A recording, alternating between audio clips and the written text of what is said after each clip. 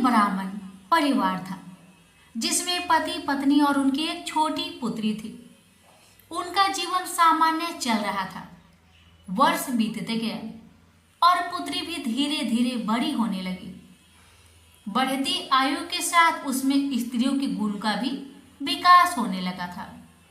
वह अत्यंत ही सुंदर, सुशील और सर्वगुण संपन्न थी, लेकिन गरीब होने के कारण उसका विवाह नहीं हो पा रहा था।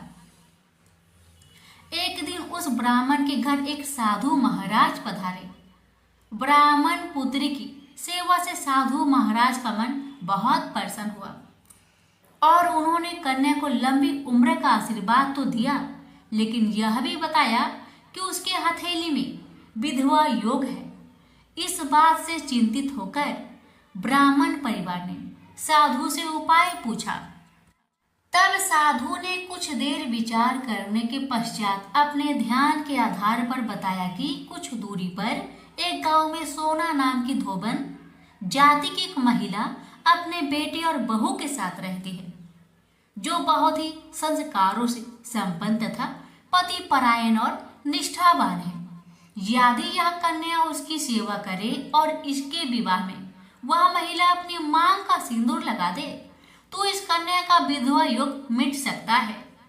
साधु ने यह भी कहा कि वह महिला कहीं आती जाती नहीं। यह बात सुनकर ब्राह्मणी ने अपनी बेटी से धोबिन की सेवा करने की बात कही। अगले दिन कन्या प्रातःकाल उठकर सोना धोबिन के घर चली गई और फिर प्रतिदिन वह धोबिन के घर की साफ सफाई और अन्य सारे कार्य कर अपने घर वापस आ जाती थी। एक दिन सोना धोबिन अपने बहू से पूछती है कि तुम तो सवेरे उठकर सारे काम कर लेती हो और पता भी नहीं चलता। तब बहू ने कहा, माँ जी, मैंने तो सोचा कि आप ही प्रातः उठकर सारे काम खुद ही खत्म कर लेती हैं। मैं तो देर से उठती हूँ। इसके बाद दोनों सास बहू निगरानी करने लगी कि कौन है जो सवेरे ही घर का सारा काम करके चला जाता है। कई दिनों बाद धोबिन ने देखा कि एक कन्या प्रातः घर में आती है और सारे काम करने के बाद चली जाती है। जब वह जाने लगती तो सोना धोबिन उसके पैरों में गिर पड़ी और पूछने लगी कि वह कौन है जो इस प्रकार छुपकर उसके घर में काम करती है। तब कन्या ने साधु द्वारा कही गई सारी बात बताई। सोना धोबिन पति परायण थी, उसमें तेज था, इसलिए वह इस बात के लिए मान गई। सोना धोबिन के पति थोड़े अस्वस्थ थे, इसलिए उसने अपनी बहू से अपने लौट आने तक घर पर ही रहने को कहा। सोना धोबिन ने जैसे ही अपनी मांग का सिंदूर उस कन्या की मांग में लगाया, उसके पति की मृत्यु हो गई। थोड़े समय बाद उसे इस बात का पता चला। वह घर से निर्जल ही चल थी। यह सोचकर कि रास्ते में कहीं पीपल का पेड़ मिलेगा तो उसे भावड़ी देकर उसकी परिक्रमा करने के बाद ही जल ग्रहण करेगी। उस दिन अमावस्या थी। ब्राह्मण के घर मिले पुए पकवान की जगह उसने ईंट के टुकड़े से 108 बार भावड़ी देकर पीपल के पेड़ की 108 बार परिक्रमा की और उसके बाद जल ग्रहण किया। ऐसा करते ही उसका पति वापस जीवित हो गया। इसलिए माना जाता है कि इस दिन व्रत और आदि करने से पुण्य फल की प्राप्ति होती है। संजय बोले, हे धृतराष्ट्र, तब श्री कृष्ण की दया युक्त नेत्रों में आंसू भरकर व्याकुलचित अर्जुन से बोले, हे अर्जुन, अनर्थ के सेवन करने योग अपयश कारक नरक में गिरने वाला मोह इस समय तुम्हारे मन में कहां से आया? तुम कायर मत बनो, यह शोभा नहीं देता। तुम हृदय की दुर्बलता को त्याग कर युद्ध के निमित्त खड़े हो जाओ। अर्जुन ने कहा, हे मधुसूदन, मैं रण में पूज्य भीष्म और द्रोणाचार्य के ऊपर बाण प्रहार कर कैसे युद्ध कर सकता हूँ? इस लोक में महात्मा गुरुजनों को न सताकर भीख मांग भोजन करना उत्तम है और अर्थ की कामना के लिए गुरुजनों को मारकर उनके रक्त से सनी भोगों को भोगूंगा। हम नहीं जानते कि युद्ध में कौन जीतेगा। यदि हम जीत भी लेंगे, लेकिन जिनको मैं मारूंगा उन्हें मारकर मैं तो जीवित रहना भी नहीं चाहता। वही धृतराष्ट्र के पुत्र हमारे सामने प्रस्तुत है। दीनता से मेरी स्वाभाविक वृत्ति नष्ट हो गई है और धर्म के विषय में मेरा चित्त मोहित हो गया है।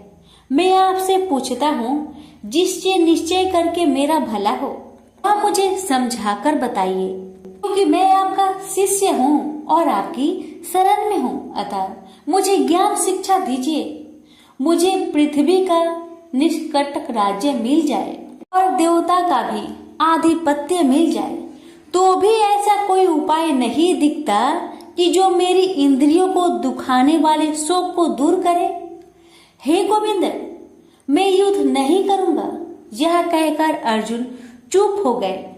संजय बोले, हे राजन, दोनों सेनाओं के बीच में खिन्न होकर बैठे अर्जुन से भगवान श्री कृष्ण ने ये वचन कहे, हे अर्जुन, जिसके लिए शोक नहीं करना चाहिए तू उसके लिए शोक करता है और पंडितों के वचन तू कहता है।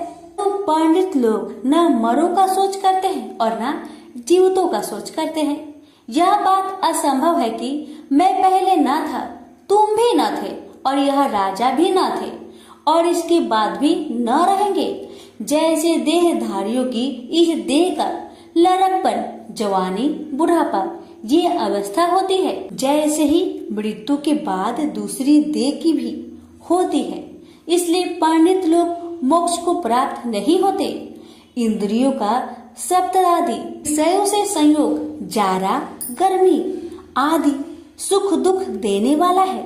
आने जाने वाले और नाशवान जानकर इन्हें सहन कर।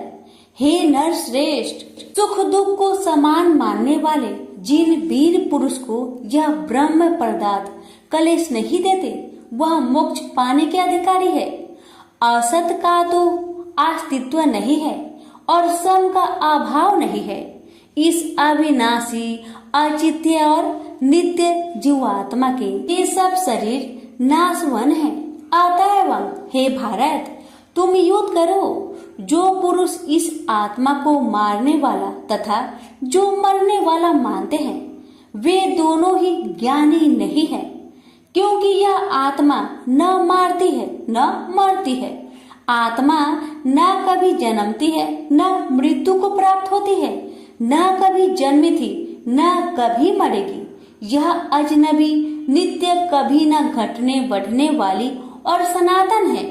नष्ट होने पर भी वह नाश को प्राप्त नहीं होती।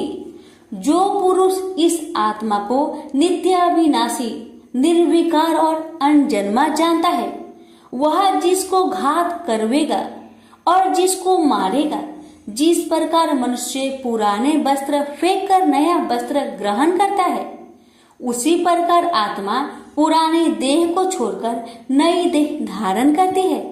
आत्मा को शस्त्र काट नहीं सकते, अग्नि जला नहीं सकती, जल भिगो नहीं सकता, न भीग या गल सकती है और न सूख सकती है। यह अविनाशी, सर्वव्यापी, स्थिर, अचल और सनातन है। यह इंद्रियों से जाना नहीं जा सकता। यह कल्पना से भी परे है और इसमें हेर फेर नहीं हो सकता। इसलिए ऐसा जानते हुए तुम्हें शोक करना उचित नहीं है। हे महाबाहो, यदि तुम इस आत्मा को नित्य जन्म लेने वाला मानते हो तो शोक नहीं करना चाहिए, क्योंकि जो जन्मा है उसकी मृत्यु है और जिसकी मृत्यु हुई है उसका जन्म होना निश्चय है। अतः जो बात अनिवार्य है उसके लिए सोच करना व्यर्थ है। जन्म लेने से पहले क्या था किसी को मालूम नहीं, मध्य में कुछ प्रकट होता है, फिर मरने से पीछे क्या होगा कोई नहीं जानता। ऐसी दशा में किसी बात का सोच करना क्या तुमको उचित है? कोई मनुष्य तो इस आत्मा को आश्चर्य से देखता है, आश्चर्यवत मानकर सुनता है, परंतु कोई देख कहे व सुनकर भी भली प्रकार नहीं जानता है सबके शरीर में यह क्या आत्मा नित्य अविनाशी है। कारण सब प्राणियों के लिए तुमको सोच करना उचित नहीं। अपने धर्म को भी सोचकर घबराना उचित नहीं है। क्योंकि क्षत्रियो को धर्म पूर्वक युद्ध से बड़ा और कुछ भला करने वाला नहीं है। हे पार्थ, बिना इच्छा के स्वर्ग का द्वार रूप युद्ध तुमको स्वतः प्राप्त हुआ है। ऐसा सुअवसर भाग्यवान क्षत्रिय को ही मिलता है। यदि तुम अपने धर्म के अनुसार इस संग्राम को न करोगे तो अपना धर्म और बड़ाई खो बैठोगे और पाप को प्राप्त होगे। सब लोग सदा तुम्हारी अपकीर्ति करेंगे और प्रतिष्ठा वाले पुरुषों के लिए अपयश का होना मृत्यु से भी बढ़कर है। ये महारथी लोग समझेंगे कि अर्जुन डरकर संग्राम से हट गया, और अब तक जो लोग तुम्हारे पराक्रम की प्रशंसा करते हैं वही अनेक तरह के दुर्वचन कहेंगे। इससे बढ़कर दुख तुमको क्या हो सकता है? यदि युद्ध में नष्ट हो गए तो स्वर्ग के भागी होगे, जीतने पर पृथ्वी के तल पर राज्य करोगे। इसलिए युद्ध के निमित्त दृढ़ प्रतिज्ञा होकर खड़े हो जाओ। सुख दुख, लाभ हानि, जय पराजय, इन सब को समान समझकर युद्ध के लिए तैयार हो जाओ। ऐसा करने से तुम पाप को प्राप्त नहीं होगे। हे पार्थ, यह ज्ञान उपदेश ज्ञान योग के विषय में तुझसे कहा गया है। अब निष्काम कर्म योग के विषय में सुनो। जिस ज्ञान को पाकर कर्म बंधन से तेरी मुक्ति होगी। कर्म योग मार्ग में एक बार प्रारंभ किए कर्म का नाश नहीं होता और विघ्न पड़ने पर भी शुभ फल तथा इस कर्म का केवल प्रारंभ ही संसार से छुड़ाकर पूर्व ब्रह्म प्राप्त करता है। निश्चय करने वाली बुद्धि इस निष्काम कर्म में एक ही है और कामना वाले पुरुष की बुद्धि एकाग्र नहीं रहती। हे अर्जुन, अज्ञानी उस पुष्पिता वाणी को ही स्वर्ग सुख से बढ़कर कुछ नहीं समझते। स्वर्ग सुख को ही जो उत्तम पुरुषार्थ समझते हैं, उनको कामनाओं से चित्त व्याकुल होने के कारण निश्चयात्मक बुद्धि से मोक्ष साधना उत्पन्न होती है। कारण कि उनका चित्त भोग आदि में सदैव निमग्न रहता है। जिन मनुष्यों का चित्त इस प्रकार मोह में लिप्त है और जिसकी आसक्ति भोग विलास और ऐश्वर्य में है, ऐसे पुरुषों के अंत कारण में निश्चयात्मक बुद्धि नहीं होती। हे अर्जुन, वेद त्रिगुणात्मक सकाम है, तुम निष्काम हो जाओ। सुख दुख को समान जानकर नित्य क्षेम आदि स्वार्थों में ना पड़कर धीरजवान और आत्मनिष्ठ हो। तुमको केवल कर्म करना चाहिए, तुम्हारे अधिकार में फल नहीं। तुम ना तो फल की अभिलाषा में काम करो और न निकम्मे ही रहो। फल की आशा त्याग कर कर्म की सफलता असफलता को समान समझकर तुम योगस्थ होकर कर्म करो। फल की इच्छा रखने वाले निष्कृष्ट होते हैं। काम कर्म करने वाला पुरुष ईश्वर कृपा से इसी संसार में सुकृत तथा दुष्कृत इन दोनों का ही त्याग कर देता है। जो सब कर्मों में कल्याणकारक है, कर्म फल को त्याग कर ही बुद्धि युक्त ज्ञानी पुरुष जन्म बंधन से हटकर मोक्ष को पाते हैं। जब तुम्हारी बुद्धि मोह बन के बाहर निकल जाएगी, तब तुम्हारा मन आगे सुनने वाली तथा हुई बातों से विरक्त हो जाएगी। अनेक श्रुति इस मृत्यु के वचन को सुनने से तुम्हारी बुद्धि भ्रमित हो गई है। जिस समय वह निश्चल होकर आत्मा में निश्चल होगी, तभी उनको तत्व ज्ञान प्राप्त होगा। अर्जुन ने पूछा, हे केशव, आत्मा स्वरूप में निश्चल बुद्धि वाला जिसको कहा है, उनके लक्षण क्या है? श्री कृष्ण जी बोले, हे अर्जुन, जो महात्मा पुरुष मन की कामनाओं को त्याग देता है और अपने आप ही से प्रसन्न रहता है, उसको निश्चल बुद्धि वाला कहते हैं। दुख में जिसके मन खेद नहीं होता और सुख में जिसको आसक्त नहीं होती तथा प्रीति भय क्रोध जिसके जाते रहते हैं, वह महात्मा स्थिर बुद्धि वाला मुनि कहलाता है। जो सर्वत्र स्नेह करना है, जो शुभ पदार्थ होने पर हर्ष नहीं करता, अशुभ से अप्रसन्न नहीं होता, उसी को स्थिर बुद्धि जानना चाहिए। और कछुआ जैसे अपने अंगों को सिकुड़ लेता है, उसी तरह जो पुरुष अपनी इंद्रियों को विषय से हटाता है उनकी बुद्धि स्थिर जाननी चाहिए। हे अर्जुन, मोक्ष प्रयत्न करने वाले विद्वान व्यक्ति को भी प्रबल इंद्रिया बलात् उसके मन को जीत लेती है। इसलिए सब इंद्रियों को विषयों से रोक मेरे अंतर्ज्ञान में तत्पर हो जावे। जिसने इंद्रियों को वश में कर लिया है उसकी बुद्धि निश्चल है। जो पुरुष विषयों के ध्यान में रहता है उसमें उसकी प्राप्ति हो जाती है। प्राप्ति होने से कामना होती है। इच्छा के पूर्ण न होने से क्रोध से अविवेक होता है। अविवेक से स्मरण शक्ति नष्ट हो जाती है। स्मरण शक्ति के नष्ट होने से बुद्धि क्षय हो जाती है। जिसकी बुद्धि का नाश हुआ वह विनाश को प्राप्त होता है। जो पुरुष राग देश से रहित होकर इंद्रियों के विषय सुख का अनुभव करता है और अपने मन को बस में रखता है वह शांति को प्राप्त होता है। शांति मिलने पर सब दुखों का नाश होता है।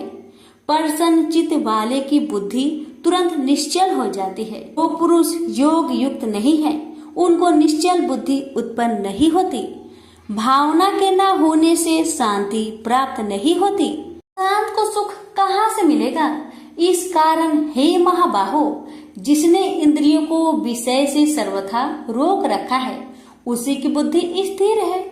जब सब प्राणियों की रात होती है उसमें संयमी जागता रहता है और प्राणी मात्र जिस समय जागते हैं मुनि जनों की वह रात्रि है। जल से भरे पूर्ण समुद्र में जल भरने पर भी वह अपनी मर्यादा पर ही रहता है। उसी तरह जिस पुरुष में इच्छा न रहने पर भी अनिच्छा से सब विषय भोग प्राप्त होते हैं उसी को शांति मिलती है। विषयों की इच्छा करने वाले को शांति नहीं मिलती। जो पुरुष सब कामनाओं को छोड़कर इच्छा रहित होकर विचरता है, ममता अहंकार जिसमें नहीं है वही शांति को प्राप्त होता है। हे पार्थ, ब्रह्मी स्थिति यही है। ऐसी स्थिति मिल जाने पर प्राणी फिर मोह में नहीं फंसता और अंत समय में निर्वाण ब्रह्म पद को प्राप्त होता है। प्रेम से बोलिए श्री कृष्ण भगवान की जय। पर श्रीमद् भगवद गीता पाठ का दूसरा अध्याय समाप्त हुआ। अब सुनेंगे दूसरे अध्याय का महात्म्य। श्री नारायण जी बोले, हे लक्ष्मी, दक्षिण देश में एक पूर्ण नाम नगर था। वहाँ एक देव सुशर्मा बड़ा धनवान रहता था। उसे साधु सेवा करते हुए 7 दिन बीते थे। तब एक बाल नाम ब्रह्मचारी आया। उसकी बहुत सेवा की और विनय से कहा, हे संत, कृपा कर मुझे श्री नारायण जी के पाने का ज्ञान उपदेश दीजिए। तब वह ब्रह्मचारी बोला, मैं तुझे गीता जी के दूसरे अध्याय का पाठ सुनाता हूँ, श्रवण कर। एक आइली वन में बकरियां चरा रहा था। वहाँ मैं भजन किया करता था। एक दिन रात को आइली अपनी सभी बकरियों को लेकर घर के रास्ता में चल रहा था कि मार्ग में एक सिंह बैठा मिला उसे। एक बकरी सबसे आगे अपनी ओर चली आती देखकर शेर वहाँ से भाग गया। तब आइली यह देखकर बहुत हैरान हुआ और मैं भी वहाँ पर खड़ा हुआ था। उस चौराहे ने मुझे देखकर कहा, मैंने यह आश्चर्य देखा कि बकरी को देखकर शेर भाग गया। ये कैसे हुआ? तुम तो त्रिकाल के हो, यह वृंतांत मुझे सुनाओ, तुम सब कुछ जानते हो। तब संत ने कहा, हे आइली, मैं तुझे एक छिपकली वार्ता सुनाता हूँ। यह बकरी पिछले जन्म में डायन थी। जब इसका पति मर गया तब यह बड़ी डायन हुई। इस सुंदर लड़के को देखे उसी को खा लेती थी। और शेर पिछले जन्म में फंदक था। वह पंछी को पकड़ने के लिए वन में जाया करता था। ये डायन भी वही वन को गई। वह डायन ने उस फंदक को खा लिया था। अब वही फंदक शेर हुआ। वह डायन बकरी बनी है। शेर को पिछले जन्म की खबर है, इसलिए बकरी को देखकर शेर ने समझा कि अभी यह मुझे खाने के लिए आ रही है। तब आइली ने कहा, मैं पिछले जन्म में कौन था? तब संत बोला, तू पिछले जन्म में चांडाल था। आइली ने कहा, हे ब्रह्मचारी जी, कोई उपाय भी है जिससे हम तीनों ही इस अधम देश से छूटे। तब संत जी बोले, हम तुम तीनों का उद्धार करते हैं। ये कहकर संत जी ने जब गीता जी के अक्षर सुनाए तो उनको सुनते ही तुरंत आकाश से विमान आए और उन तीनों को विमानों में बैठाकर बैकुंठ लोक को ले गए। अधम देह से छूटकर देव देही पाई और देव सुशर्मा भी ज्ञान को सुन मोक्ष को प्राप्त हुआ और देव देही पाकर बैकुंठ को गया। तब श्री नारायण जी ने कहा, हे लक्ष्मी जी, जो मनुष्य श्री नारायण जी के ज्ञान को पढ़े सुने वह अवश्य मुक्ति को प्राप्त होता है। प्रेम से बोलिए लक्ष्मी नारायण की जय।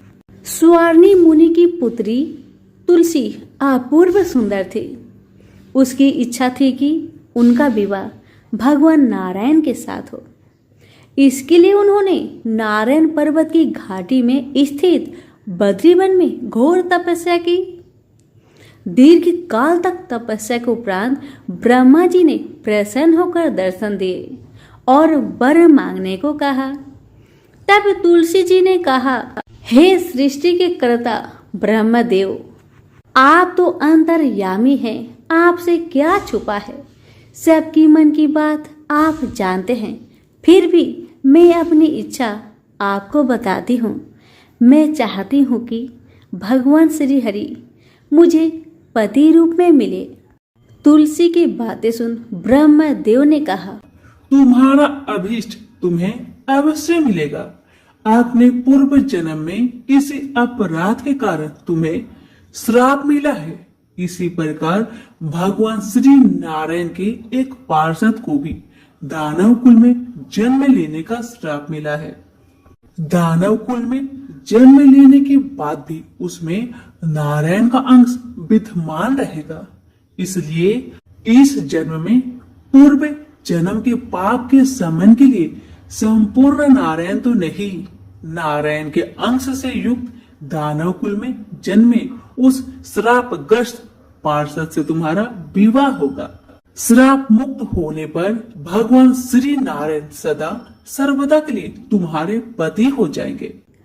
तुलसी ने ब्रह्मा जी के इस वर को स्वीकार किया, क्योंकि मानव कुल में जन्म के कारण उसे मायावी भोग तो भोगना ही था। तुलसी बद्री वन में रहने लगी। नारायण का वह पार्षद दानव कुल में शंखचूड़ के नाम से पैदा हुआ था।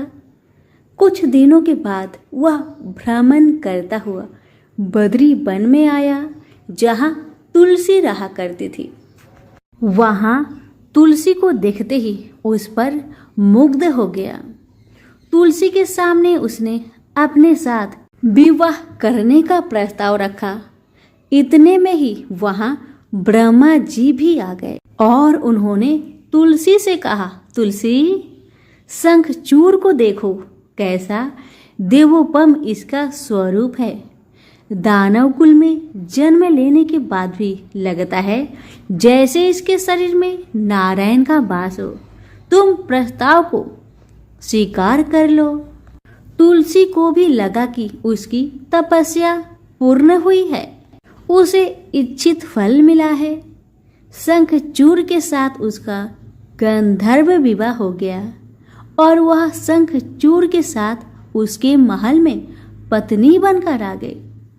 शंखचूड़ ने अपनी परम सुंदरी सती सावधि पत्नी तुलसी के साथ बहुत दिनों तक राज्य किया।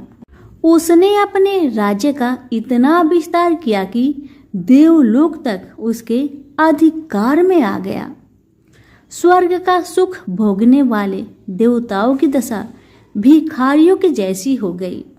शंखचूड़ किसी को भी कष्ट नहीं देता था, पर अधिकार और राज्य छीन जाने से सारे देवता मिलकर ब्रह्मा, विष्णु और शिव की सभा में गए तथा अपनी विपत्ति सुनाई। ब्रह्मा जी ने कहा, तुलसी परम साध्वी है, उसका विवाह शंखचूड़ से मैंने ही करवाया था। शंखचूड़ को तब तक नहीं हराया या मारा जा सकता है जब तक तुलसी को न छला जाए। विष्णु जी ने कहा, शंखचूड़ पूर्व जन्म में मेरा पार्षद था। श्राप के कारण उसे दैत्य कुल में जन्म लेना पड़ा। इस जन्म में भी मेरा अंश उसमें व्याप्त है। साथ ही तुलसी के पतिव्रत धर्म से वह अजय है। फिर देवताओं की सम्मति से भगवान शिव ने शंखचूड़ के पास संदेश भेजा कि या तो वह देवताओं का राज्य लौटा दे या फिर उनसे युद्ध करे। शंखचूड़ भगवान शंकर के पास पहुंचा। उसने कहा, देवादिदेव, आपके लिए देवताओं का पक्ष लेना उचित नहीं है। राज्य बढ़ाना हर राजा का कर्तव्य है। मैं किसी को दुखी नहीं कर रहा हूँ। देवताओं से कहिए वे मेरी प्रजा होकर रहे। मैंने आपका भी कोई उपकार नहीं किया है और हमारा आपका युद्ध शोभा नहीं देता। अगर आप हार गए तो बड़ी लज्जा की बात होगी। मैं हार गया तो आपकी प्रीति बहुत अधिक नहीं बढ़ेगी। शंखचूड़ की बातें सुन भगवान शंकर हंसने लगे। भगवान तो सब रहस्य समझते थे। तुलसी और शंखचूड़ के पूर्व जन्म की श्राप की अवधि लगभग पूरी हो चुकी थी। भगवान बोले, इसमें कृति और लज्जा की बात नहीं। तुम देवों के राज्य लौटाकर उन्हें उनके पद पर प्रतिष्ठित होने दो। युद्ध से बचने का यही एक उपाय है। शंखचूड़ ने कहा, मैंने युद्ध के बल से देवलोक जीता है। कोई उसे युद्ध के द्वारा ही वापस ले सकता है। यह मेरा अंतिम उत्तर है। मैं जा रहा हूँ। ऐसा कहकर शंखचूड़ चला गया। उसने अपनी पत्नी तुलसी को सारी बात बताई और कहा, कर्म भोग सब काल सूत्र में बंधा है। जीवन में हर्ष, शोक, भय, सुख, दुख, मंगल, अमंगल काल के अधीन है। हम तो केवल निमित्त है। संभव है भगवान शिव दोनों का पक्ष लेकर मुझसे युद्ध करे। तुम चिंता मत करना। तुम्हारी सती तेज मेरी रक्षा करेगी। दूसरे दिन भगवान शंकर ने नेतृत्व में देवताओं ने युद्ध छेड़ दिया। शंखचूड़ ने भीषण बाणों की वर्षा कर उनका वेग रोका। उसके प्रहार से देवता डगमगाने लगे। उसने दानवी शक्ति का प्रयोग कर मायावी युद्ध आरंभ किया। युद्ध स्थल पर दानव शंखचूड़ किसी को दिखाई नहीं देता था, पर उसका अस्त्र शस्त्र देवताओं पर प्रहार कर देवताओं को घायल कर रहा था। अब देवतागण अपना अस्त्र शस्त्र चलाए तो किस पर चलाए और कैसे चलाए, क्योंकि कोई शत्रु सामने था ही नहीं। कई दिनों तक इस तरह भयंकर युद्ध चला। शंखचूड़ पराजित नहीं हुआ। तब भगवान शिव ने विष्णु जी से कहा, विष्णु, कुछ उपाय करिए, अन्यथा मेरा तो सारा यश मिट्टी में मिल जाएगा। तब श्री हरि विष्णु ने सोचे, बल से तो शंखचूड़ को हराया नहीं जा सकता, इसलिए छल का सहारा लेना होगा। उन्होंने तुरंत अपना स्वरूप शंखचूड़ जैसा बनाया और वस्त्र शस्त्र से सज्जित हो तुलसी के पास आए और बोले, प्रिय, मैं युद्ध में जीत गया। सारे देवता भगवान शंकर समेत हार गए। आओ, इस खुशी में आओ, मैं तुम्हें अंक से लगा लूं। पति को प्रत्यक्ष खरा देख तथा विजय का समाचार सुन वह दौड़कर मायावी शंखचूड़ के गले से लिपट गई। इस प्रकार पति पत्नी दोनों ने आलिंगन को खूब खुशी मनाई। पर पुरुष के साथ इस प्रकार का व्यवहार से उसका सती तेज नष्ट हो गया। उसका सती तेज जो शंखचूड़ की कवच के रूप में रक्षा कर रहा था, वह कवच नष्ट हो गया। शंखचूड़ शक्तिहीन हो गया। यह जानते ही भगवान शंकर ने अपने त्रिशूल से प्रहार किए। त्रिशूल के लगते ही शंखचूड़ जलकर भस्म हो गया। शंखचूड़ के मरने को जानकर विष्णु अपने असली स्वरूप में आ गए सामने अपने पति शंखचूड़ के स्थान पर भगवान विष्णु को खड़ा देख तुलसी बहुत विस्मित हुई। उसको पता लग गया कि स्वयं नारायण ने उसके साथ छल किया है। क्रोध में आकर उसने श्राप दिया, एक सती स्त्री का अस्तित्व भंग करने के अपराध में तुम हृदयहीन पत्थर हो जाओ। विष्णु ने तुलसी के श्राप को सिरोधार्य कर कहा, देवी तुम्हारा तथा शंखचूड़ के कल्याण के लिए मुझे ऐसा करना पड़ा। तुम दोनों को श्राप मुक्त करना था। तुम भी अब शरीर त्याग कर तुलसी बिरुवा के रूप में जन्म लोगी और मेरी पूजा तुलसी दल से होगी। मैं सालग्राम पत्थर बनूंगा। मेरे शीश पर तुम आदर से विराजमान होगी। तुम्हारे पति की हड्डियों के चूर्ण से शंख की उत्पत्ति होगी। उस शंख ध्वनि से देवताओं तथा मेरी पूजा आराधना होगी। जहाँ शंख ध्वनि होगी वहाँ मंगलमय में मैं विराजमान रहूंगा। तुमने पूर्व जन्म में बद्री वन में मुझे पाने के लिए बड़ी तपस्या की थी। अब अगले जन्म में मैं नारायण पर अस्तर के रूप में बद्रीनाथ वन में स्थापित हो जाऊंगा और मेरी पूजा अर्चना फल फूल से न होकर तुम्हारी तुलसी दल से होगी। मेरे शीश पर विराजमान होकर तुम मुझसे भी पूजा पद प्राप्त करोगी। प्रेम से बोले तुलसी माता की जय हो, शालिग्राम जी की जय हो, विष्णु भगवान की जय हो। बहुत समय पहले की बात है। बनारस के गांव में एक बड़े धनवान सेठ रहते थे। वह विष्णु भगवान के परम भक्त थे और हमेशा सच बोला करते थे।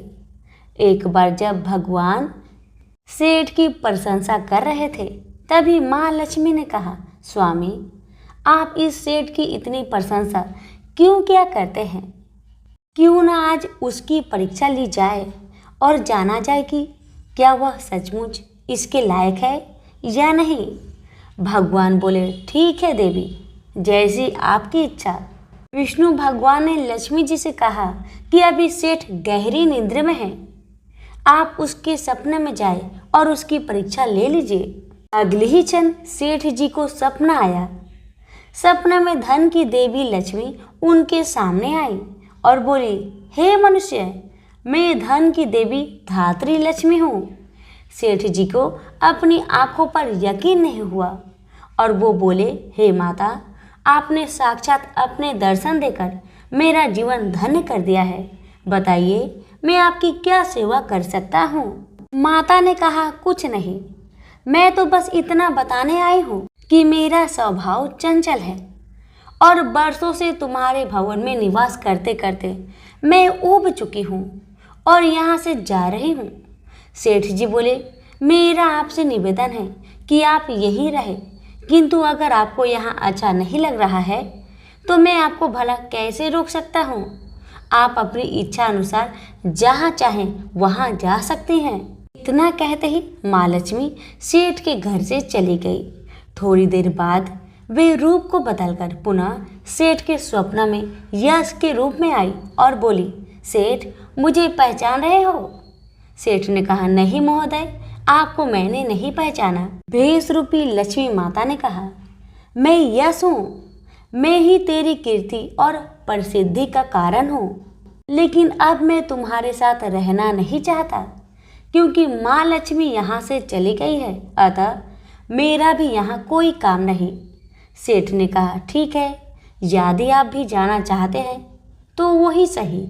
सेठ जी अभी भी स्वप्न में ही थे और उन्होंने देखा कि वह दरिद्र हो गए हैं और धीरे धीरे उनके सारे रिश्तेदार व मित्र भी उनसे दूर हो गए हैं। यहाँ तक कि जो लोग उनका गुणगान किया करते थे वो भी आज उनकी बुराई कर रहे हैं। कुछ और समय बीतने पर माँ लक्ष्मी धर्म का रूप धारण करके पुनः सेठ के सपने में आई और बोली, मैं धर्म हूँ। माँ लक्ष्मी और यश के जाने के बाद भी इस दरिद्रता में तुम्हारा साथ नहीं दे सकता, मैं जा रहा हूँ। जैसा आपकी इच्छा, सेठ ने उत्तर दिया और धर्म भी वहाँ से चला गया।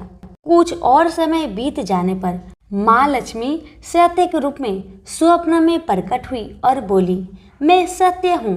लक्ष्मी यश और धर्म के जाने के बाद अब मैं भी यहाँ से जाना चाहती हूँ। ऐसा सुन सेठ जी ने तुरंत सत्य के पांव पकड़ लिए और बोले, हे महाराज, मैं आपको नहीं जाने दूंगा। भले ही सब मेरा साथ छोड़ दे, मुझे त्याग दे, पर कृपया आप ऐसा मत करिए। सत्य के बिना मैं एक क्षण नहीं रह सकता। यदि आप चले जाएंगे तो मैं तत्काल ही अपना प्राण त्याग दूंगा। लेकिन तुमने बाकी तीनों को बड़ी आसानी से जाने दिया, उन्हें क्यों नहीं रोका? सत्य ने प्रश्न किया। सेठ जी बोले, मेरे लिए वे तीनों भी बहुत महत्व रखते हैं, लेकिन उन तीनों के बिना भी मैं भगवान का नाम का जाप करते करते उद्देश्यपूर्ण जीवन जी सकता हूँ। परंतु यदि आप चले गए तो मेरा जीवन में झूठ प्रवेश कर जाएगा और वाणी अशुद्ध हो जाएगी। भला ऐसी वाणी से मैं अपने भगवान की वंदना कैसे कर सकूंगा? मैं तो किसी भी कीमत पर आपके बिना नहीं रह सकता। सेठ जी के उत्तर सुन सत्य बहुत प्रसन्न हुआ और उसने कहा, तुम्हारी अटूट भक्ति ने मुझे यहाँ रुकने पर विवश कर दिया और अब मैं यहाँ से कहीं नहीं जाऊंगा। और ऐसा कहते हुए सत्य अंतर्ध्यान हो गया। सेठ जी अभी भी निद्रा में थे। थोड़ी देर बाद स्वप्न में धर्म वापस आया और बोला, मैं अब तुम्हारे पास ही रहूंगा क्योंकि यहाँ सत्य का निवास है। सेठ जी ने प्रसन्नतापूर्वक धर्म का स्वागत किया। उसके तुरंत बाद यश भी लौट आया और बोला, जहाँ सत्य और धर्म है वहाँ यश स्वतः ही आ जाता है, इसलिए अब मैं भी तुम्हारे साथ ही रहूंगा। सेठ जी ने यश की भी आवभगत की और अंत में माँ लक्ष्मी आई। उन्हें देखते ही सेठ जी नतमस्तक होकर बोले, हे देवी, क्या आप भी पुनः मुझ पर कृपा करेंगे? अवश्य, जहाँ सत्य धर्म और यश हो वहाँ मेरा वास निश्चित है, माँ लक्ष्मी ने उत्तर दिया। यह सुनते ही सेठ जी की नींद खुल गई। उन्हें यह सब स्वप्न लगा, पर वास्तविकता में वह एक कड़ी परीक्षा से उत्तीर्ण होकर निकले थे। मेरे प्यारे दोस्तों, हमें भी हमेशा याद रखना चाहिए कि जहाँ सत्य का निवास होता है वहाँ यश, धर्म और लक्ष्मी का निवास स्वतः ही हो जाता है। सत्य है तो सिद्धि, प्रसिद्धि और समृद्धि है। प्रेम से बोलिए लक्ष्मी नारायण की जय। आजामिल एक सदाचारी ब्राह्मण था। वह कन्याकुब्ज प्रदेश में रहता था। प्रारंभिक जीवन वह बहुत ही सदाचारी तथा ब्राह्मणोचित कर्म करने वाला था। दुर्योग से एक बार वह किसी दासी के प्रेम में पड़ गया और उसे अपनी पत्नी बनाकर रहने लगा। उसकी कुसंगति के कारण उसके विचार दूषित हो गए और दुष्कर्मों से वह अपनी जीविका चलाने लगा। वह लूटपाट तथा हत्या जैसे बुरे कर्मों में हमेशा लगा रहता था। दासी से इसके 10 पुत्र थे। उनमें से सबसे छोटे पुत्र से उसे बड़ा मोह था। उसका नाम उसने नारायण रखा था। अक्सर वह उसे हमेशा नारायण नारायण कहकर पुकारता था। उसके अन्य बेटा उसकी कोई परवाह नहीं करते थे तथा वे भी उसी की तरह दुष्ट कर्मों में लगे रहते थे। पत्नी भी नीच संस्कारों की थी, अतः वो भी कभी आजमील को मना नहीं करती थी कि बुरे और निंदित कर्म मत करो। अच्छे और भले कर्मों से जो उपार्जित करोगे उसी में रूखा सूखा खाकर जैसा भी होगा हम अपना तथा अपने परिवार का भरण पोषण करेंगे। पत्नी तथा अन्य संतानों की तरफ से निंदित कर्मों का बढ़ावा देने के कारण अजामिल और भी बुरे कर्मों में लगा रहा। चोरी, झूठ, लूटपाट तथा हत्या जैसे जघन्य कर्मों के साथ वह मद्यपान भी अधिक करने लगा, जिससे उसका स्वास्थ्य भी खराब हो गया। एक बार वह बहुत बीमार पड़ा। उसकी सेवा के लिए कोई भी न आता था। अब उसे पता लगा कि जिनके भरण पोषण के लिए वह निंदित कर्म करता रहा वही लोग अब उसे पूछते तक नहीं। बीमारी के कारण वह आसक्त होकर खाट पर ही पड़ा रहता था। उसमें स्वयं उठने बैठने तथा चलने फिरने की शक्ति भी नहीं रही। छोटा बेटा नारायण ही उसकी पुकार सुनकर उसके पास आता और उसकी बात सुनता था, इसलिए वह हमेशा उसको ही नारायण नाम लेकर पुकारता था। उसको असाध्य रोग हो गया था। एक दिन उसे जब आभास हुआ कि अब वह नहीं बचेगा और उसका प्रांत हो जाएगा, तो व्याकुल होकर वह अपने छोटे पुत्र को नारायण नारायण कहकर पुकारने लगा। जब तक नारायण उसके पास नहीं पहुंचा, उसने नारायण नारायण की रट लगाई रखी। जब उसके पास आया तो जीवन से निराश बिहल हो उसका हाथ पकड़कर कहा, नारायण नारायण तू आ गया है। इतना कहते ही उसका प्रांत हो गया। शरीरांत होने पर उसके जीव को लेने के लिए यमदूत आ पहुंचे और वे अजामिल के जीवन को लेकर यमलोक चले जाए। इससे पहले ही बैकुंठ से विष्णु के दूत आ गए और उन्होंने यमदूत से कहा, अजामिल के जीव को तुम लोग नरक में नहीं ले जा सकते। मरते समय इसने कई बार विष्णु को नारायण नारायण कहकर पुकारा था, अतः अब यह जीव स्वर्ग का अधिकारी है। यमदूत हंसकर बोले, इसके सारे जीवन का लेखा जोखा चित्रगुप्त की ही बही में लिखा है। उसके अनुसार ये पूरे जीवन में हमेशा निंदित और पाप कर्म में लिप्त रहा। तुम जो नारायण की बात करते हो, यह नारायण के रूप में विष्णु भगवान को नहीं पुकार रहा था। ये तो अपने छोटे बेटे को उसका नाम लेकर पुकार रहा था। विष्णु दूतों ने कहा, प्रारंभिक जीवन में यह सत्कर्मी था।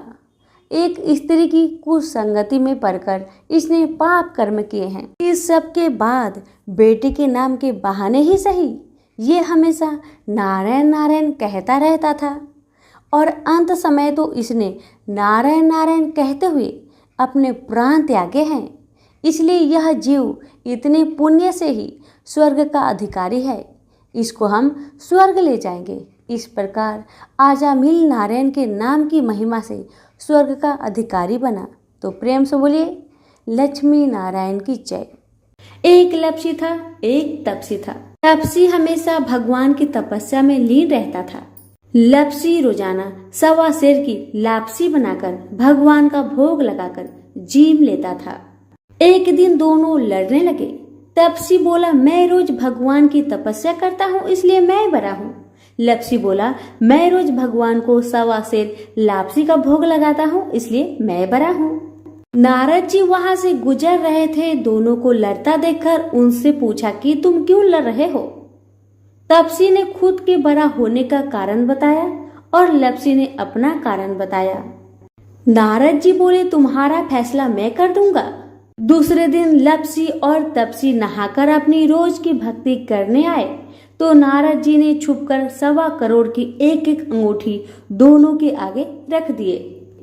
तपसी की नजर जब अंगूठी पर पड़ी तो उसने चुपचाप अंगूठी उठाकर अपने नीचे दबा लिया। तपसी की नजर अंगूठी पर पड़ी लेकिन उसने ध्यान नहीं दिया।